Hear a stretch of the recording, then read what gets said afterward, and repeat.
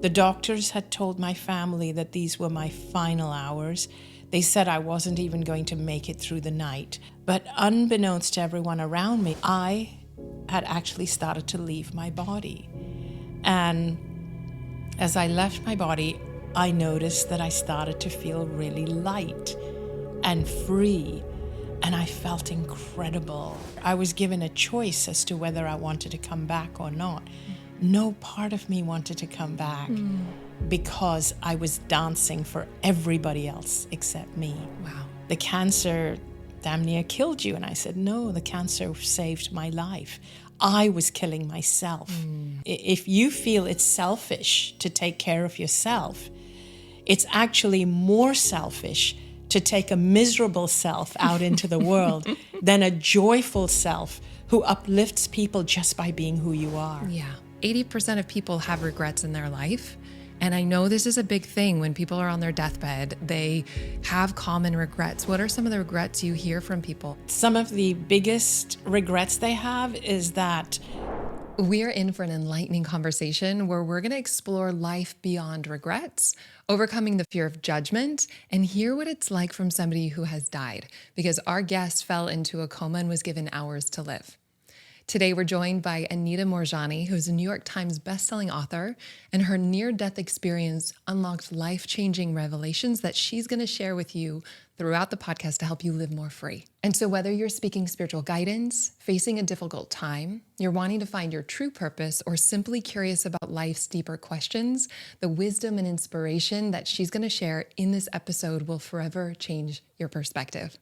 I'm so happy that you're here, Anita. I just want to share with you that when I read your first book, Dying to Be Me, I lost the fear of death. I think that's one of the best gifts that I received from any book. And it was such a profound book in my life. So I want to say thank you for transmitting so much wisdom into that book.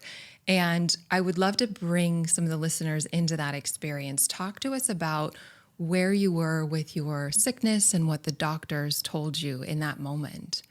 Well, first of all, thank you so much for inviting me, and I'm so happy my book was able to help you.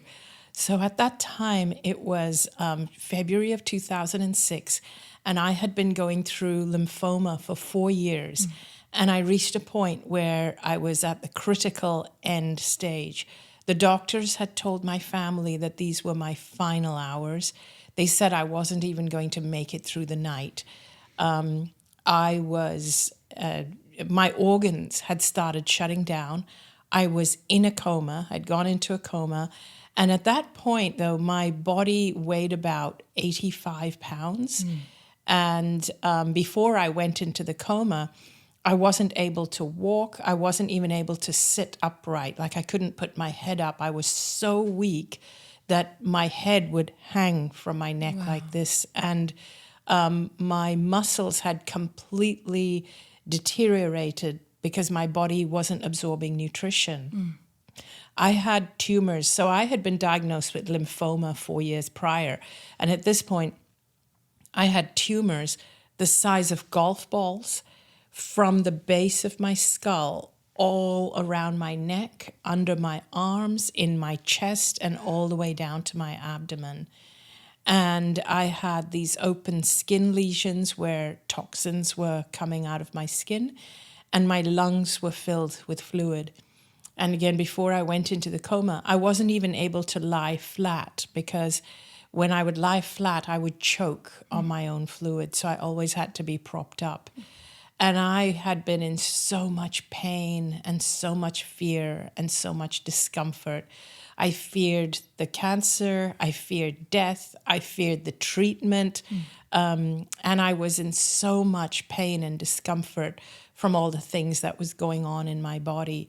And so then I went into the coma, and that's when the doctors told my family, these are her final hours. Her organs are now shutting down. Her kidneys have already shut down, and she won't even make it through the night.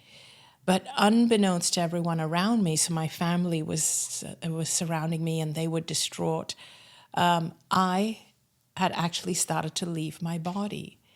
And as I left my body, I noticed that I started to feel really light and free. and I felt incredible. And I was aware that my physical body was on the hospital bed, lying there. But I just felt so incredible. And I felt like I was just enveloped in this feeling of what I call just love, unconditional love. There's no other words I can think of to describe it, but it's not just love as we know it in the physical world. It was something so much more than that. And I felt powerful, magnificent, and I wanted my family to know that I was fine. I felt amazing, but I wasn't able to communicate that with them because I didn't have vocal cords. I didn't have a physical body. I didn't have any biology, so to speak. I was aware of everything that was happening in the room. I was aware of doctors and nurses rushing in and out. I was aware that my body was connected to all these tubes. There were all these tubes in my veins and tubes down my throat. And I was aware of all of that, but I felt nothing, no pain, nothing. I just felt so light. And I was as if I was looking at my body on the bed, but from the outside. But at the same time, it's not the same as when you look at something with your physical eyes, because I had no physical eyes from this state. It was more like an awareness, like a 360-degree peripheral awareness. So I could see everything all around and beyond the room that I was in. And I was aware of conversations that the doctors were having with my husband, even outside the room. And then I became aware that my doctor came into the hospital room and started to remove fluid from my lungs because my lungs were constantly just filling with fluid. And they did that to ease my breathing. But I also then started to feel myself, my spirit or my soul, continue to expand and go deeper into this experience, which I didn't know it was an experience. I kind of thought that, I kind of understood that I'm going through the dying process. It felt so good that I wanted to keep going. And as I kept going, and as I went deeper, I started to become aware that I was surrounded by other beings, like family members and people who had transitioned before. One of them was my dad, who had died 10 years prior. Another was my best friend, who had died 2 years prior to me having this experience. And they were there to comfort me. And there were other beings as well, but I didn't recognize all of them. But all I felt from them was this pure, unconditional love. It was just the most incredible feeling.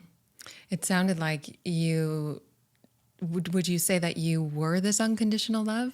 Yes. Yeah. Yes. So there was, because you don't have a physical body, there's no physicalness. It was like I didn't know where I began and where I ended. I became everything. So even when I encountered my best friend and my dad and the other beings, I felt their love so strongly, like not as separate beings, but as if we melded together. Even with my family that were distraught around my physical body, my physical family, my husband, my mom, my brother, who were there in the hospital room, and even the doctors and nurses, I could feel what they were feeling. It was like there was no separation. I realized that when I am without my body, and I am no longer physical, and I am just this energy being, the soul or the spirit, there's no separation between me and other beings. And I can feel what they're feeling. I know what they know. I know what they want me to know. We don't need language. We don't need to talk to each other. I just know what they want me to know. And I felt my dad wanted me to know that he loved me unconditionally, but he didn't use words, and I understood everything. And when I was growing up, I had a very turbulent relationship with my dad. We never got along. But here on the other side, all I felt from him was unconditional love. And it's something that's even beyond forgiveness, because forgiveness is still something that's a here thing. When you're physical, it's like someone has done something wrong, or you perceive them to have done something wrong and you feel hurt and you go through a process and you forgive them.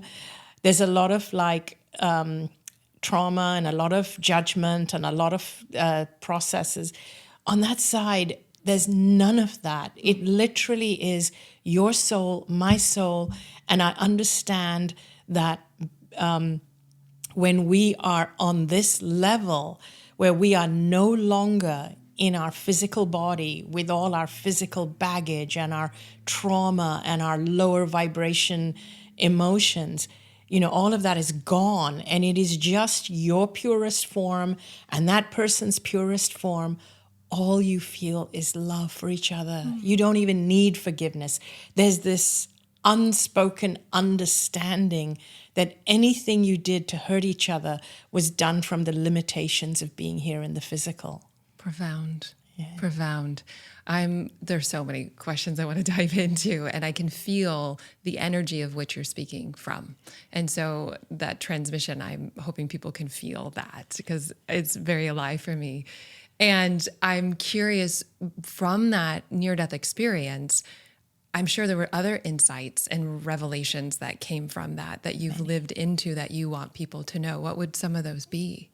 Oh, there were so many, really so many. One of them is that who we really are is incredibly powerful, much more powerful and magnificent than we have ever been led to believe. We all think that we are just these physical bodies, but this physical body is just the tip of the iceberg. We are so much more. There's so much more in this unseen world there's more, that's bigger, that's more powerful than there is in the seen world. And we take this physical body to be all we are. We take this as being, literally all we are. This is who we are. There's nothing beyond us. But in fact, what we are in this physical is an expression of the non-physical. When you understand who you are in the non-physical, when you understand how powerful you are, and you allow that light to shine through your physical, that's when you really begin to live. When you really understand that who you truly are and how powerful and how bright your light is. I realized also that my entire life, I had never learned to love myself, because I grew up believing it was selfish and egotistical to love yourself. I also grew up in a culture with gender disparity where women were less valued than men. So I always felt less valuable as a woman. And women were rewarded for being subservient and for serving men in the culture. And so that's how I grew up. But when I was on the other side, I realized there's no gender. I came here to be powerful and a full expression of myself.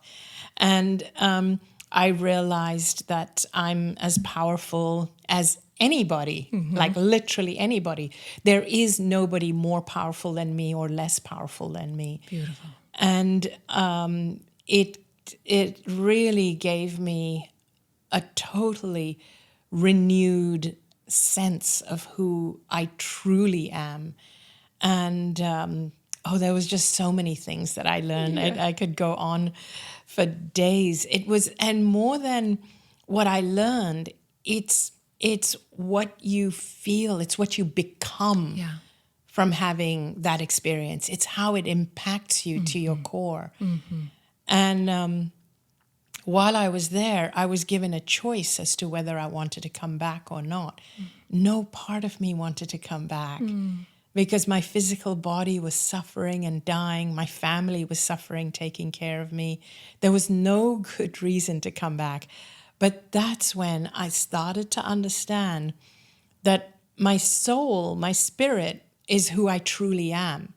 My spirit is always healthy and strong. If I allowed that spirit, and if I allowed what I had now learned to express itself through this physical body, my body would heal very, very quickly. I seemed to understand that.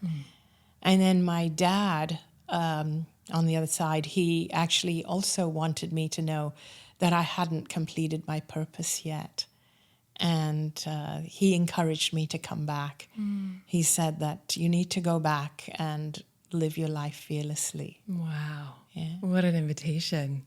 Yeah. Yeah. I was going to ask you how you identified before and after, because you keep saying what I am, not who I am, which I'm very aware of, that it's not a separate self identified with body, mind. And a lot of what you've been speaking to are realizations that I've come to in spiritual unraveling. And yet it's so grounded in such a clear expression. And so I would love just to hear how you identified before and what your experience is now moving through the world.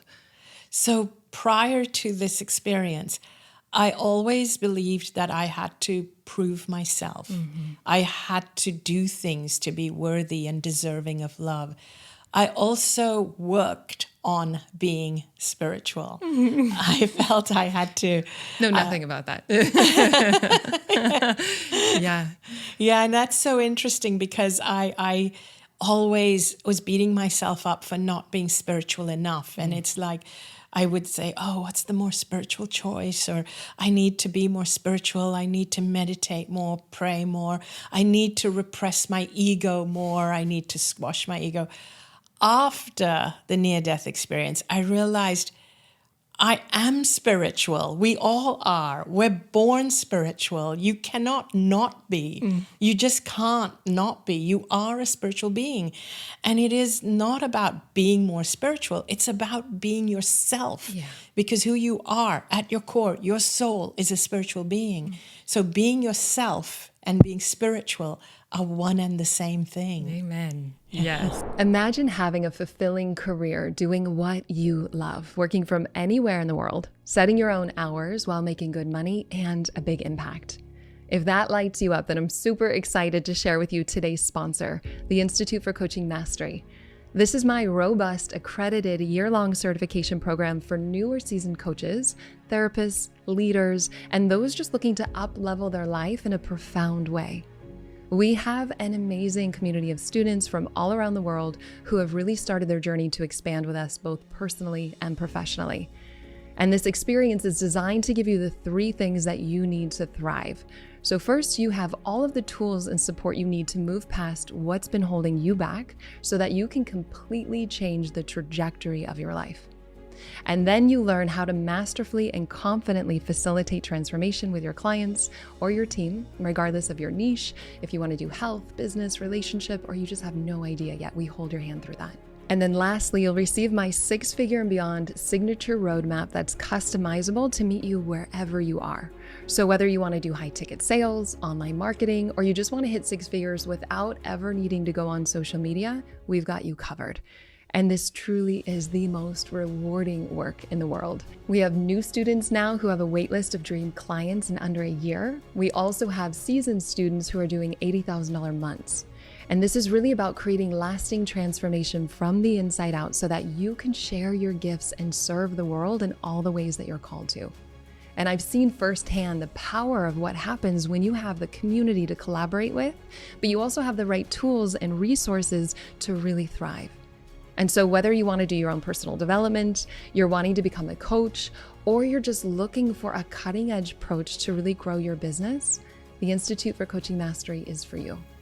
You are held every single step of the way. And so if you want to get behind the scenes access to the Institute with 3 proven transformational tools for free to help you create the business and life you love, all you have to do is go to alyssanobriga.com/tools, or you can find us at alyssanobriga.com/apply now to see all the details and apply today. And I'm curious, did you have a spiritual, I forgot, but did you have a spiritual or religious upbringing before this Yes. experience? My parents were Hindu, but what affected me more was not the Hinduism per se, not the spirituality per se, but the cultural beliefs. There's a culture and there's a spirituality. So in our culture, we had to, at least in the time that I was growing up, we had to follow certain cultural norms. But for example, if I said I was, even though my parents were Hindus and we went to a temple, if I said I was going to go to a church, my parents wouldn't have cared. If I said I was going to go to a mosque, they wouldn't have cared. But what they cared about is culturally, was I towing the line? I had to have an arranged marriage. I had to marry an Indian person. I could not move out before I was married. I could not date. There was all these cultural things that I had to stick to. And in our culture at the time I was growing up and within the community I was in, there was a lot of gender disparity, and a woman's worth was measured by how valuable she was to the men in the community. So the cultural values are what impacted me so much more than the religion itself. And your near-death experience completely just dissolved it. It dissolved Wow. it completely Wow. because I understood when we cross over, all of that is a here thing. All of it, including the religion, the gender. You leave all of that behind. None of it exists on the other side. Everything, even the political stuff, like I look at the arena we're in today, none of that transcends. None of that translates on the other side. The only thing we really take with us is our love. That's what we look back on. Did I love enough? Did I care enough? Did I experience life enough? Did I express who I truly am? Yeah. Did I shine my light? Yeah, it's so beautiful. And for people listening to this now, like wanting a taste of this experience that you've had, but maybe feel guilt or selfish for prioritizing themselves, what wisdom would you share with them? First of all, I would say that you need to prioritize yourself if you want to actually be able to be of service and help in the world. I will give you the example of myself. I was somebody who never prioritized myself. I was a complete doormat because I grew up learning to always be of service and to always diminish your ego because the ego is bad. And always having to serve others and seeing God in other people's eyes and making myself small so others can be big. And I was such a doormat and a people pleaser and always needing other people's approval. When I died, it was the first time I was able to see God in my own eyes. And I realized that I had spent a lifetime of making myself small and diminishing myself to the point of becoming invisible and to the point of draining myself that I became sick. And so I tell people that if you are someone who is very conscious about helping people, if you are someone who naturally, innately are someone that cares about other people and helping other people and wanting the planet to be a better place, the planet needs people like you, so you need to take care of yourself and put yourself first. Yeah, it's so, sometimes we know it, and then just living it, there's just some reminders we need. I think your story is so powerful to wake that back up in people. You know, when people are thinking about living more authentically, more in alignment with themselves, what are some of the most common or biggest challenges that come up for them along the way? So the biggest challenge about living authentically is when it ruffles other people's feathers. Yeah. It's the biggest fear people have is of other people's disapproval when they want to be themselves. It's like, will it upset my family, my partner, my kids? Will I lose my community? Will I get their disapproval? Will I be shamed for it? Shame is a huge one that keeps us in line. And so people don't want to be shamed. And this is why very often we do things we don't want to do. And like a typical example is you may be in a job you hate just to be able to pay the bills, and you don't have the courage to follow your dreams because you don't want to not be able to pay the bills or not take care of your family or appear to be struggling financially. Or you may be in a job that gives you a big home, a beautiful car, and all these things, all these trappings, but you hate your job. But it's almost shameful to give up on all the trappings because everybody around you knows you as having this beautiful car and this beautiful home and belonging to this beautiful club. And you can't give those up. And so you're afraid of losing the community you're in. But what I tell people is that when we actually are willing to go inward and discover who we truly are and what we truly came here to express and be, when we have the courage to do that, first of all, you will be surprised as to how many people will actually support you. You won't lose as many people as you think you will. There will be people who will actually say, I want you to be happy. And those are the people who really love you. And those are the ones you want around. Exactly. Yeah. Those are the ones you want around. You don't want the people who are only around you because of the trappings. And that they're benefiting from you conforming. Exactly. Yeah. Exactly right. And then the other thing is that, because a typical argument that people have is that I can't change my life because my life currently, it pays the bills. I'll die if I don't pay the bills. And what I feel like saying, and sometimes I bite my tongue, is that you're going to die if you don't be yourself, because that is what will make you sick and drained. Yeah. That's what happened to me.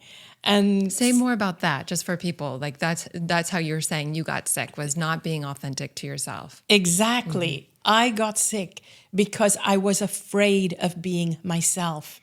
I got sick because I was trying to please everybody else around me. I was trying to win everybody's approval. And here's the thing. If there are 99 people in the room, and this is the person who I was, if there were 99 people in the room and 98 of them approved of me, but one disapproved, I would want to win the approval of that one. So in other words, I would become someone I'm not. I would bend myself out of shape like a pretzel and become someone I'm not just to win that person's approval. And I learned that I cannot do that. The only approval I need is my own. And I learned that I will never forsake myself, even if other people do.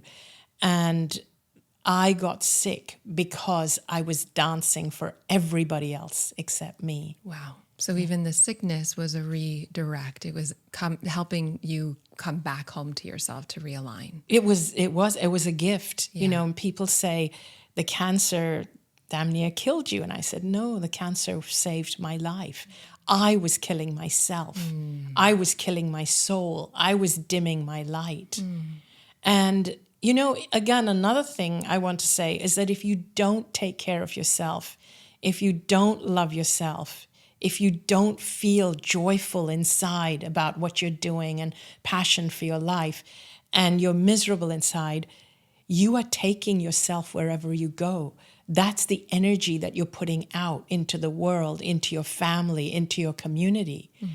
And if you are, if you feel it's selfish to take care of yourself, it's actually more selfish to take a miserable self out into the world than a joyful self who uplifts people just by being who you are. Yeah.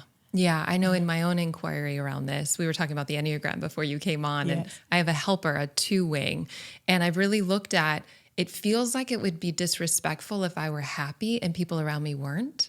You know, and having been a former licensed psychotherapist, I had to really unwind some of that. And in my questioning, because part of my spiritual practice is meditation and inquiry, questioning who I am, all these stories that I've bought into culturally, all the different narratives. And I realized what you're just speaking to, which is like, okay, if I'm centered and okay, I can still be present with, for example, my brother who's having a hard time, but I don't Yes. need to bring myself down. Like if I were a therapist and challenged by my clients' experiences, I'm not of support and service to them. So we can sometimes again know it, but really for me, inquiry and really looking at when I'm good, I bring that energy wherever I am. Yes, and you do. And I think one of the things that's lacking in our, I guess, in our reality, in our culture, in the way that we're all brought up generally, is that we're not aware that we are more than this physical body. And who we are is much bigger and greater. And we don't have the language to describe it because it's very much dismissed, everything to do with the afterlife, with our soul, with our spirit. But the way that I would give this language is that if you could imagine that you are actually a ball of energy, right? And if you are somebody that is truly joyful and happy and you love your life, let's say at your maximum energy level, you shine at 100, like 100-watt glow of energy. And so wherever you go, you bring this light with you. So when people are only at a 10 or a 5 or a negative because they're depressed, because they're going through stuff, you just being in the room with them, you uplift them and their energy goes up because they're feeding off of your energy. So you really have two choices. You can either go in the room with people who are unhappy, bring your energy right down to theirs, or you can hold your energy at 100 and have them entrain to you, have them uplift with you. Yeah. So if you see yourself as energy, when people truly understand this, they realize the importance of shining at their fullest by doing whatever it takes to get their energy up. And it's not selfish at all because you have more to give just by your presence. But if you allow yourself to get caught up with everybody else's problems, and sometimes I admit to people that I don't watch the news, and people say, how can you do that? I mean, it's you're just burying your head in the sand, and you're not. It doesn't mean those things are not happening. But my point is, when I don't watch the news, I'm able to expand my energy, and this is the energy I want to personally contribute into the world. And the more of us that took responsibility for uplifting our own energy, we could actually uplift the world. The problem right now is that we are being entrained downwards by all the loud noise. Very biased opinions and perspectives. Yes. And so we're being entrained downwards and our lights are getting dimmed. The more that we are following mainstream media, and then one of the things that really dims your energy is fear. And so when you're constantly hearing messages, fear-based messages all the time, your energy starts to go down. Yeah. And that's the energy you take into the world with you. And I refuse to do that. That your energy is the contribution. Yes. Is one form of that. And when you were talking about this light that's full wattage, it's almost like there's no separation. And so as I'm more lit up, it's also lighting up the whole. And we get to honor the emotions. If there's grief or sadness, like that's actually welcome too. We can honor them. We don't have to live there, but we say yes to them to integrate them. But as you were talking about really shining your light and owning your radiance, I'm also hearing people with upper limits like, oh, if I shine too big, that's a threat. What would you say for people that feel challenged by, if I'm shining too much, I'm worried how that's going to affect other people? So I would say that actually they don't need to worry, and probably they'd have to work through a few things to ask themselves, why do they worry? Because one of the problems that our world suffers from right now is that there's too little positive energy, not too much. So you never have to worry about shining too much. Because another question I get asked is, because I say it's really important to love yourself. The more you love yourself, the more radiant you are and the more love you have for other people. And so I often get asked that, when is when is self-love too much self-love? And I say there's no such thing. Yeah. There's no such thing at all, because this world right now suffers from too little love, way too little. And there's a big difference between, people worry, they say, is it egotistical to love yourself? No, it is not. There's a big difference between being egotistical or having a healthy ego. Yeah, we want healthy integrated egos. We do. 100%. 100%. It's just not who we are. It's the psyche. It's the way that we've learned to keep the body safe. It's all good. It's just not who we are. Exactly. Yeah. And I know that you talk about being authentic is more important than being positive. Yes. And like pleasing is weak, but loving is powerful. So talk to us about this. Yes. So being kind is important to me, but being authentic is more important than being positive. So it isn't about positive thinking, but it is about being who you are. Yeah. It's about honoring who you really are. Because a lot of people believe that, I have to stay positive. I can't think of negative thoughts. And then we get afraid of our negative thoughts. And then when we feel fear about something, we start to fear the fear. Yeah. It's like, am I attracting it now because my thoughts are negative? No, absolutely not. Allow yourself to feel everything. Because when you start judging your thoughts and you start judging that, oh no, I've got a fear-based thought or I've got a negative thought, what you're actually doing is you're judging yourself and you're telling yourself that who I am right now is wrong. No, it's about full self-acceptance. It's completely accepting who you are right now in this moment, whether it's fears and all, flaws and whatever it is. Yes. And being good with where you are and starting from there. Yeah, embracing all of you. Embrace all of you as you are. Yeah, and I think it's helpful to have certain relationships where that's actually lived into. I have one of my best friends, we always tell each other, like, I want your truth more than what you think I want to hear. Yes. So practicing that in relationships, so it's less conceptual, but it's really lived. And having those safe relationships to say, I'm nervous, you're going to not like what I'm going to say, and I need to speak my truth. Can you hear this? And so really practicing in, at least in like having one relationship where you can do that, and then it becomes more natural for all our relationships to reflect that way. Yes, that's actually very, very healthy and very helpful. And I don't know if this is a blessing or a curse, but my husband is someone who is able to be brutally honest. And when I ask him to be, he's also very, very kind and very loving and very caring, but he's someone who doesn't mince words. And so he gives me permission. It gives me permission to safely also speak my truth. And when I am able to speak it to him, I don't necessarily feel this need to share it with other people. I'm just realizing, because I know he's an 8 in the Enneagram, and my best friend that was telling me this is also an 8. So I think that's part of the gifts of the challenger. That's like, yes, I want your truth. And so I would say if you have any challenger friends or people in your world, you can start with them, because they're going to honor and respect your truth. They like it direct. Yeah. That's beautiful. Oh, that's interesting. They're both 8s. Yeah. And I know with people, I think there's the current research is people, like 80% of people have regrets in their life.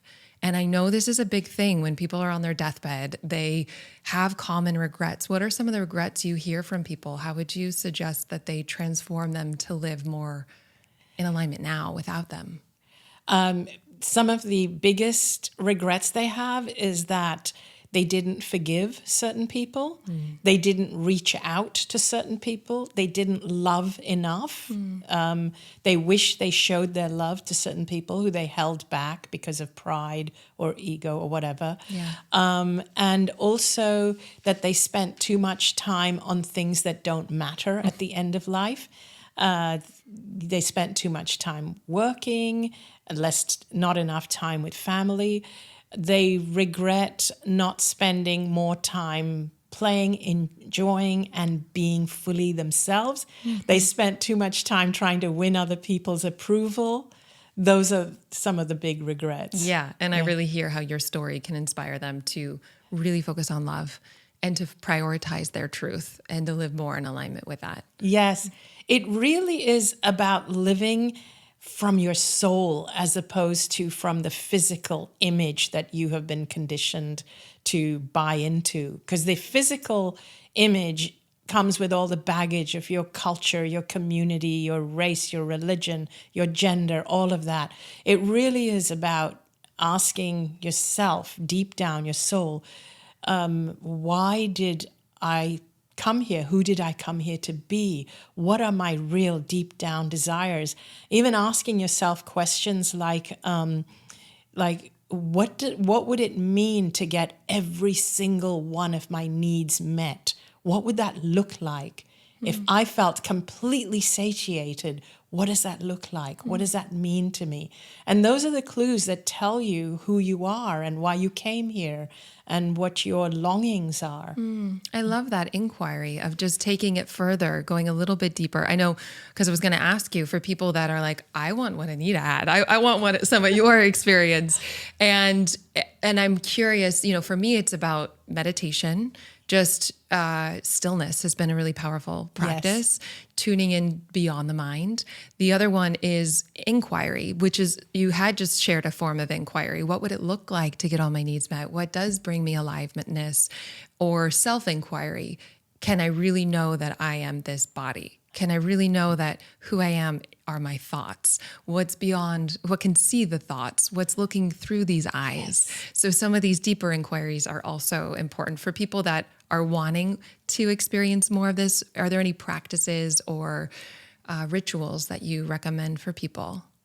So I do actually recommend different practices. Like one of them is, so here's a practice that I recommend to people, is that I ask people to actually evaluate each day, their day, take any sample day, and all the things that you do in your day, evaluate how many of the things that you do actually elevate your energy and how many of the things that you do actually de-escalate, do the opposite, like deplete your energy. And go through your average day. So as an example, you wake up in the morning and you go to work. Do you love your work? Does the work that you're in, are you doing it just to pay the bills? Does it deplete your energy? How do you feel about your boss? Or if you're the boss, how do you feel about your team or your colleagues? And so ask yourself these questions. During the course of the day, is your energy going up? Is it going down? Is it going up? And then at the end of the day, you're going home. Do you live alone? How do you feel about living alone? Do you go out with friends? Or do you have a partner at home, someone you live with? How is your relationship?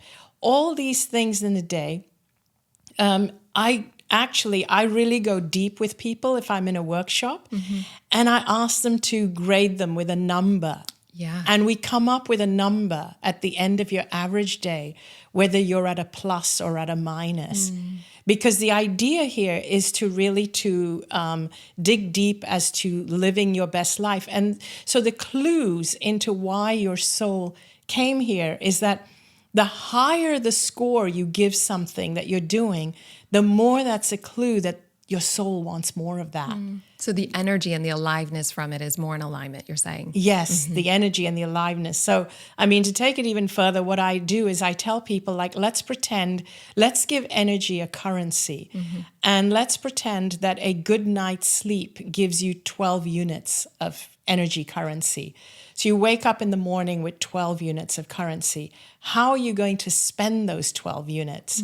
And so we go through the day and I say, in your job, does your job cost you a lot or does it feed you? Do you find that it's actually giving you energy? Do you come home from work like, you had 12 units this morning when you went in.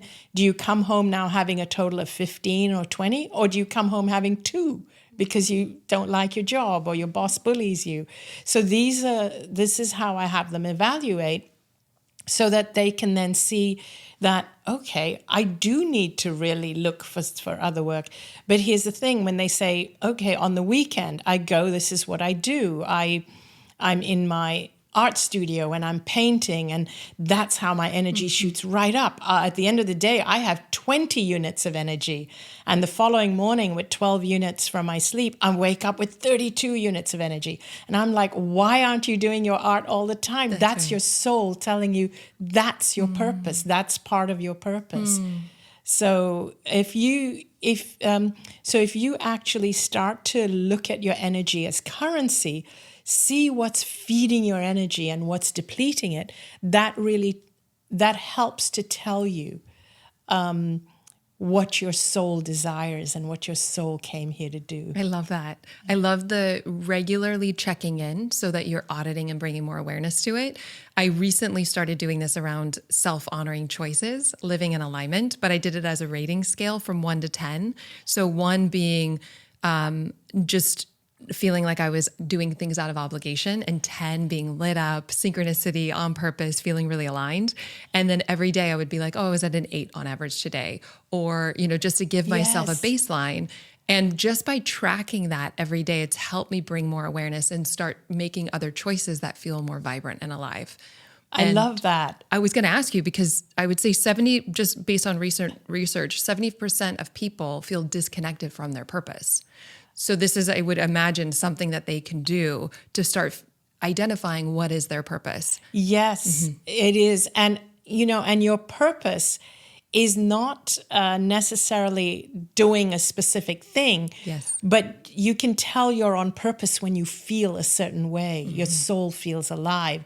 And certain things that you do make you feel that way. Sometimes it's the thing you're doing. Sometimes it's also the reactions you're getting from people.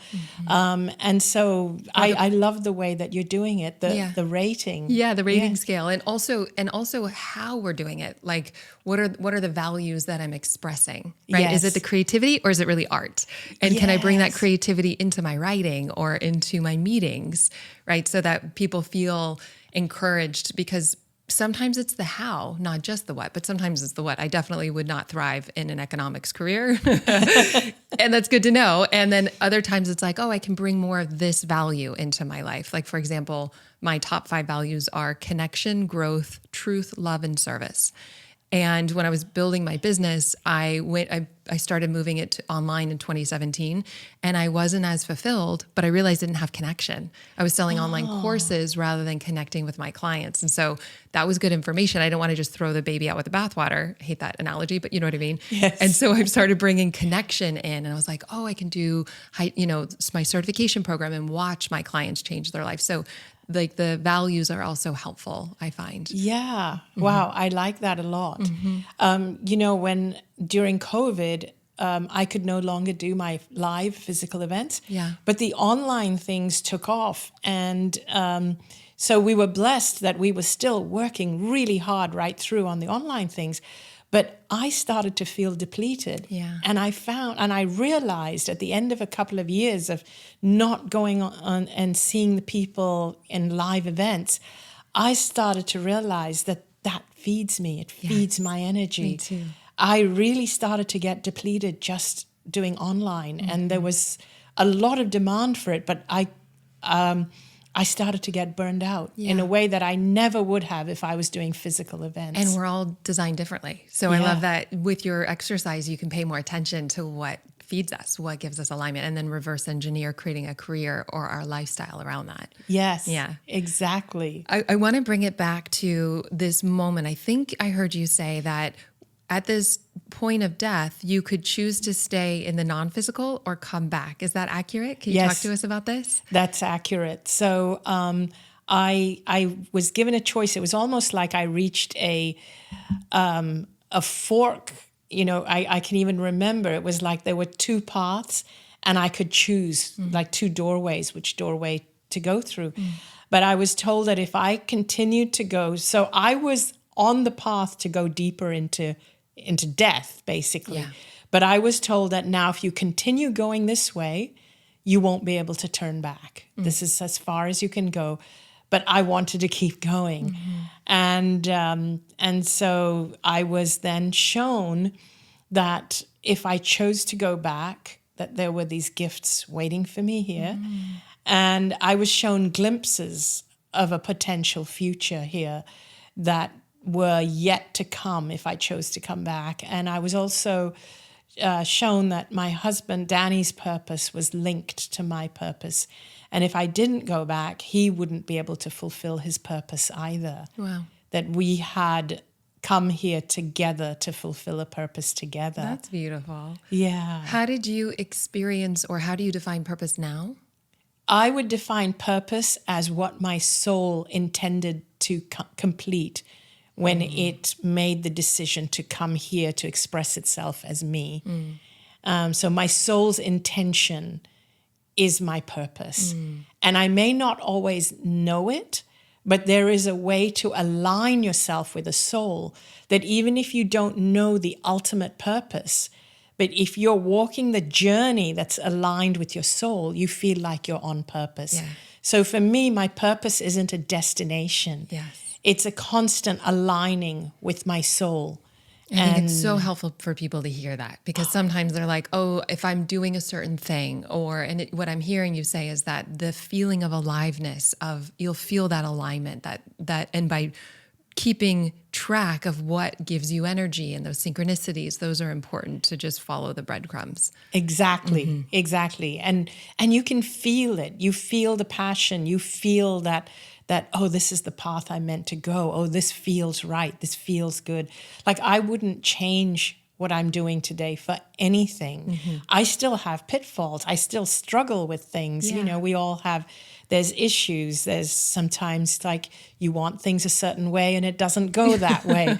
But there's no part of me that would change the life I have today for anything else. That's beautiful. Yes. I really hear you would do it regardless. Yes. And for me, it's similar with live events. At the end, when I'm doing it, I feel really alive. And at the end, I feel tired, but I was used in a way that feels really good. Like I was used, and I feel proud of that. I feel like, there's an alignment, which I'm really grateful for. Yeah. Even if there's fatigue, it's like, oof, I feel grateful for it. Yeah. That's exactly how I feel. Yes, I love the live events and speaking to people, actual physical people. Yes. And so what would you share with people who may be having a difficult time right now or facing a serious illness? What kind of words of wisdom would you share with them? So I would say focus on your, again, your purpose, but the way I said it, on your soul's intention. And I would say the way to do that for you, if you're facing a physical illness, is create a future, even if it's in your mind, of an ideal future that you want to live if you had 100% health. So if the doctor said to you today that you have a clean bill of health, you're fine, you're 100% fine. So on hearing that, what are you going to do? How are you going to celebrate?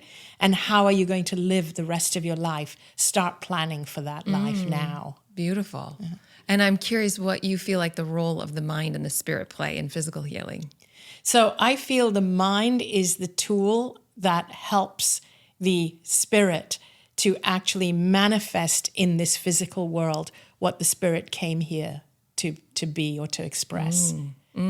Hence scripting your future, hence really looking at how it does work out and getting into alignment with that. Yes. So our mind and our imagination is like the window to our soul.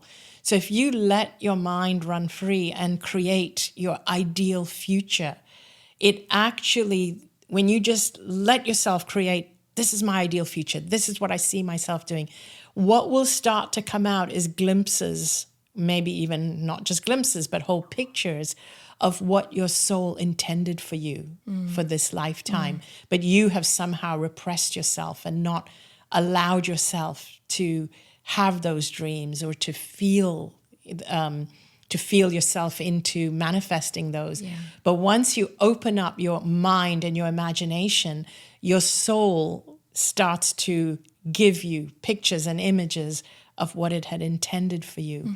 And when you feel that feeling of excitement because of what your mind is creating, that is your soul's way of saying, yes, that's it. That's what I wanted for you in this life. It's in alignment. Keep moving. Yes, keep moving. Yeah. For people that are wanting to really tap into some spiritual guidance in their life? They're like, I'm hearing this and I want to have more direct access. Are there any practices or anything that you would recommend for them to learn how to attune and listen? So the biggest thing is to get quiet and to listen. And you can do it at night before you go to sleep, or in the morning while you're still in bed before you get out, or take time out during the day with music, or go out in nature.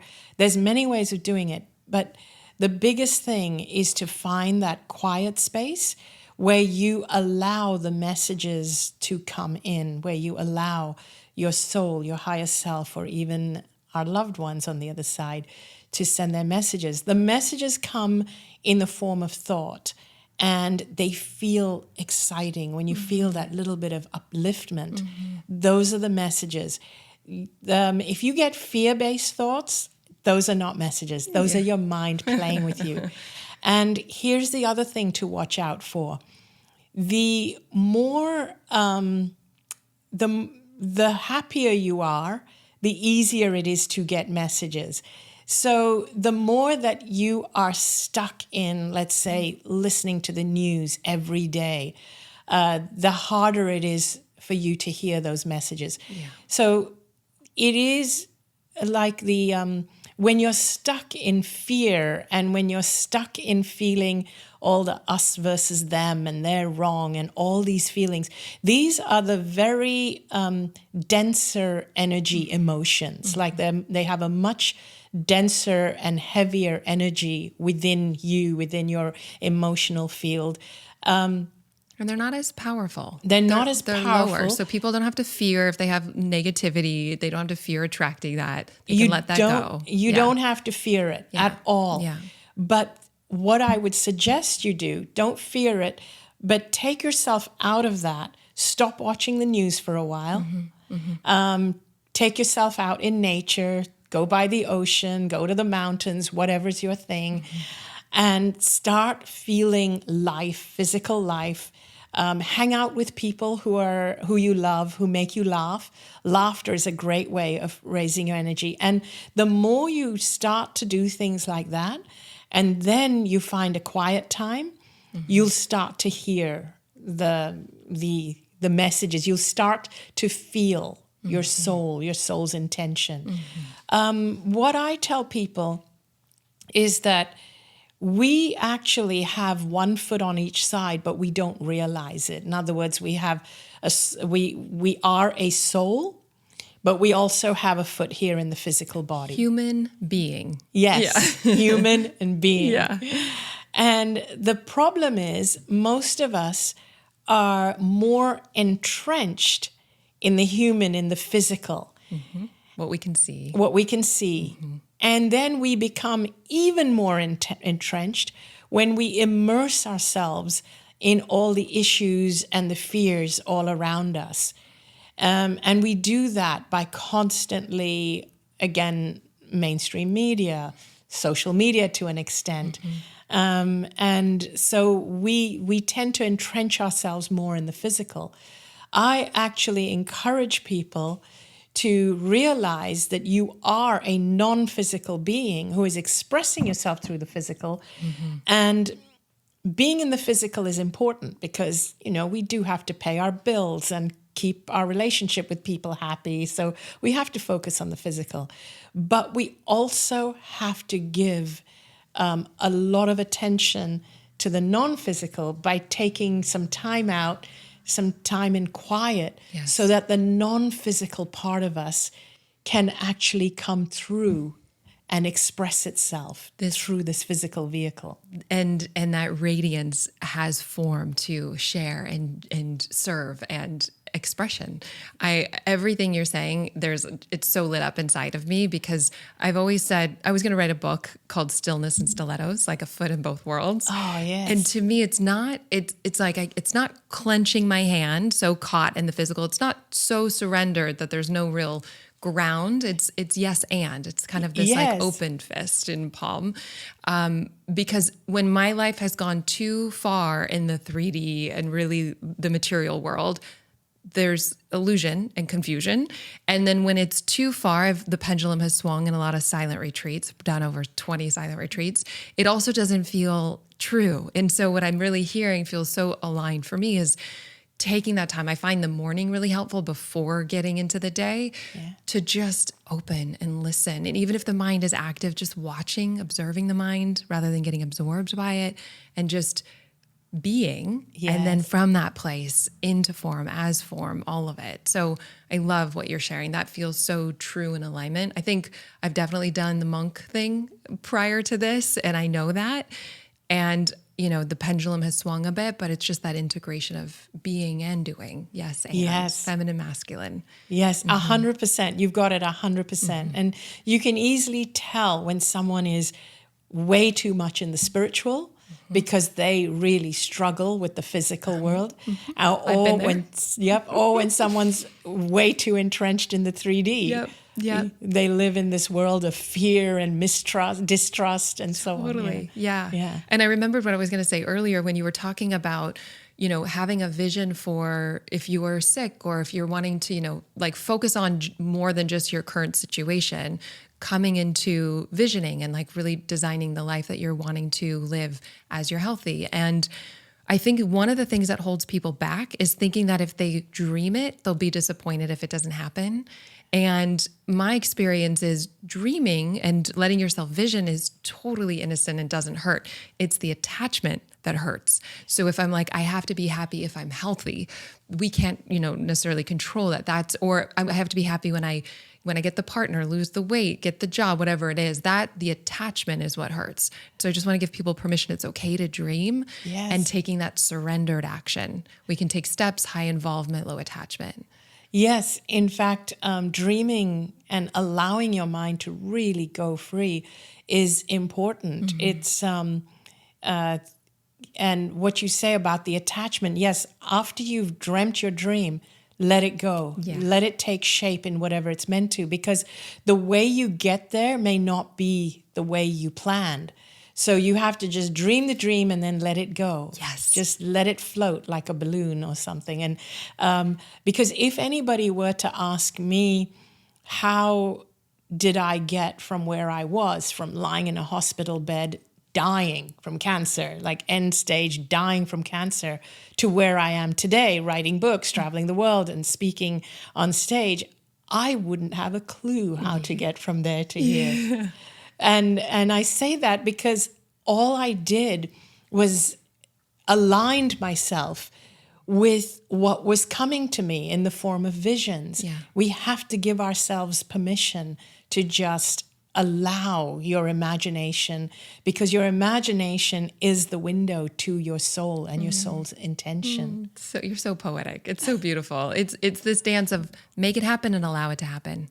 Yeah, it's that doing and being. So visioning and writing it, scripting it, and letting it go is the surrender. Yeah, exactly. I keep hearing and coming back to this inquiry. I'm seeing you in the hospital, and you've got your loved ones around, and the doctor is saying, say your final goodbyes. What would you, for the people that are in the hospital, what would you want the loved ones to know?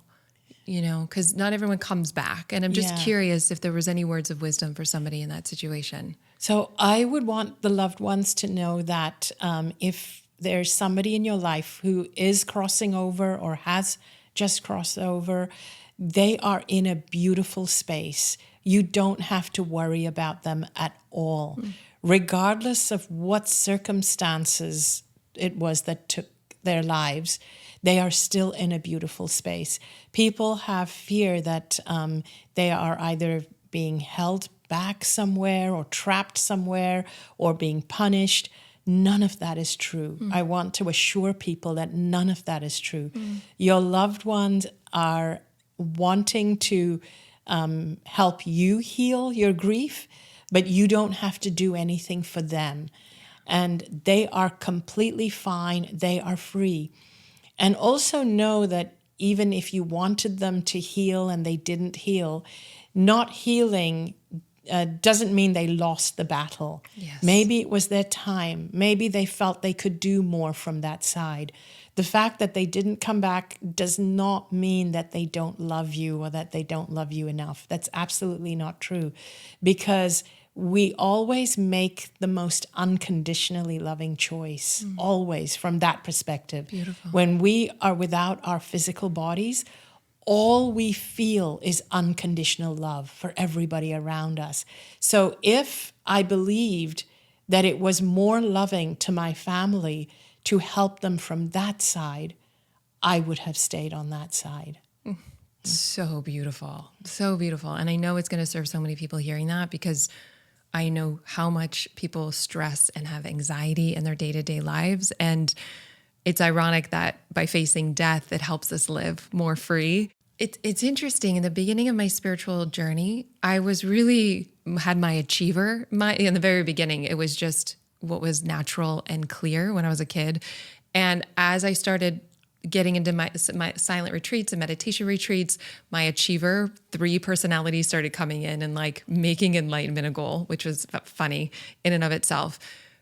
But the more I dive into spirituality, the more I keep hearing about joy, the more it feels that it's about expression and loving.